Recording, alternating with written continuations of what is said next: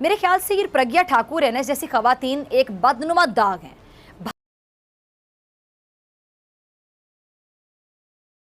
भारतीय माशरे पर। और मैं माजरत चाहती हूँ, मैं भी खातून हूँ, लेकिन मैं जुल्म का साथ देने वाली खातून का किसी सूरत भी साथ नहीं दे सकती। अब ये औरत बकवास कर रही है कि भारत में किसी को हिजाब पहनने की जरूरत नहीं है।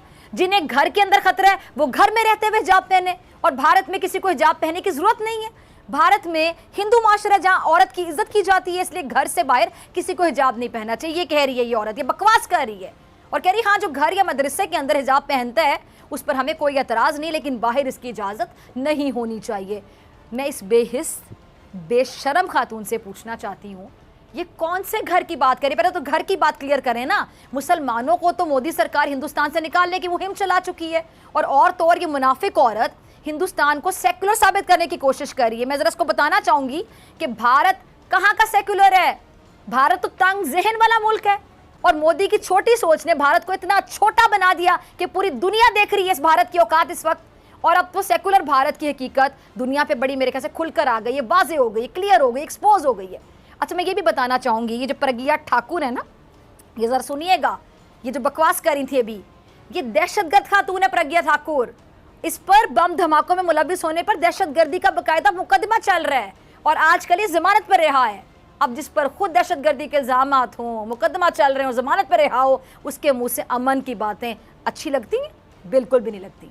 अच्छा, और अब तो ओआईसी ने भी भारत को अक़लियतों का दुश्मन करार दिया है। अभी ये जो कुछ दिन पहले इस्लामी ममालिक की नुमाइंदा तंजीम ओआईसी ने भारत में ये जो मुस्लिम नस्ल कुशी की जो धमकी है, बढ़ते हुए इस्लामोफोबिया के वाक़यात, और ख़ास तौर पे जो हिजाब पर पाबंदी का मामला है, इस पर तशवीश का इजहार किया था, और ये बाकायदा मुतालिबा किया था कि जो मोदी हुकूमत है ये मुसलमानों के खिलाफ तशद्दुद के वाक़यात को रोके। और जो ओआईसी की जानिब से जारी बयान था उसमें भारतीय रियासत कर्नाटक, उत्तर प्रदेश और मध्य प्रदेश के जो तालीमी इदारे हैं वहाँ पर हिजाब पहनने वाली पर पाबंदी को मजहबी आज़ादी की खिलाफ वर्जी करार दिया गया था। और इस्लामी ताउन तंजीम ने अपने बयान में उत्तराखंड में भी हिंदू इंतहा पसंद रहनुमा की जानिब से जो मुस्लिम नस्ल कुशी की धमकी थी उस पर तशवीश का इजहार करते हुए आलमी कुव्वतों बिलखुसूस अक़वाम मुत्तहिदा से मुतालिबा किया था कि वो भारत में अक़लियतों के साथ नारवा सलूक और पुरतशद्दुद वाक़यात का नोटिस ले। ये बाहिजाब खातून कह रही थी कि अदालत को हमारा हक देना होगा, वरना हम हिजाब के खिलाफ फैसला आने की सूरत में रुकेंगे नहीं, बल्कि सड़कों पर निकलकर मोदी सरकार की ईंट से ईंट बजा देंगे।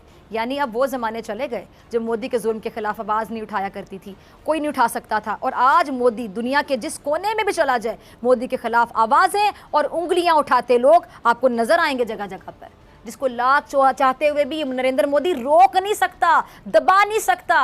अच्छा, अभी ताज़ा खबर के मुताबिक ज़रा सुनिएगा, भारत में जो हिंदू इंतहा पसंद हैं उनकी हिजाब के खिलाफ मुहिम के तहत कर्नाटक के एक और कॉलेज में बाहिजाब तालिबात को दाखिल होने और क्लासेस लेने से बाकायदा मना कर दिया गया, रोक दिया गया। और भारतीय मीडिया के मुताबिक जो कॉलेज प्रिंसिपल हैं उन्होंने खुद कॉलेज के गेट पर खड़े होकर बाहिजाब तालिबात को रोका और उन्हें हिजाब उतार कर कॉलेज आने की हिदायत की।